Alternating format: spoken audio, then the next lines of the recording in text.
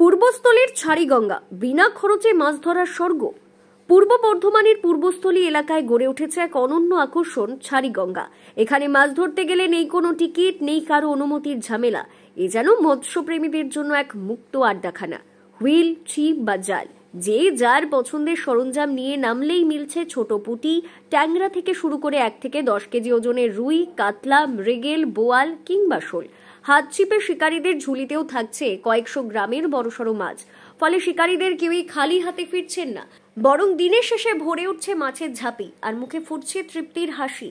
ছাড়িগঙ্গার বিস্তৃত এলাকা চুপি, কাস্টশালী থেকে মাধাইপুর ঘাট পর্যন্ত প্রায় প্রতিদিনই মাছ ধরার উৎসবে মেতে থাকেন স্থানীয় বাইরের শিকারীরা।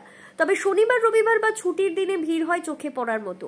অনেক সময় এক একজন দিনের শেষে 10 থেকে 15 কেজি পর্যন্ত মাছ নিয়ে বাড়ি ফিরছে। কতটা ওজন হবে এটা?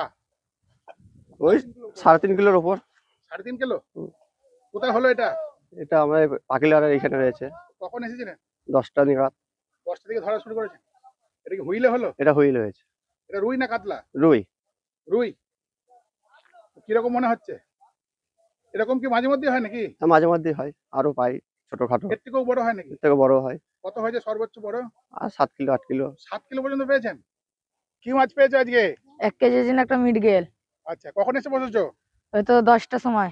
10টার সময়? 1 ঘন্টার মধ্যে পেয়ে গেল নাকি? হ্যাঁ হ্যাঁ হ্যাঁ, প্রথম টপি। আচ্ছা, এর আগে কি বড় পেয়েছো? কত বড় সাইজে পেয়েছো? 2 কিলো 3 কিলো এরম রুই। সব রুই? হ্যাঁ। রুই, কাতলা? কাতলা একটা পেয়েছিলাম 600 ওজনের। এলাকাবাসীর দাবি, পূর্বস্থলীতে অধিকাংশ পুকুর ভরাট হয়ে গেছে।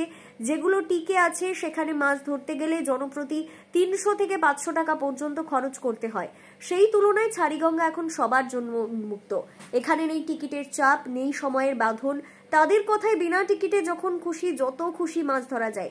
এই স্বাধীনতাই ছাড়িগঙ্গাকে আজকের দিনে মৎস্য শিকারীদের জন্য কাছে স্বর্গরাজ্যে পরিণত করেছে।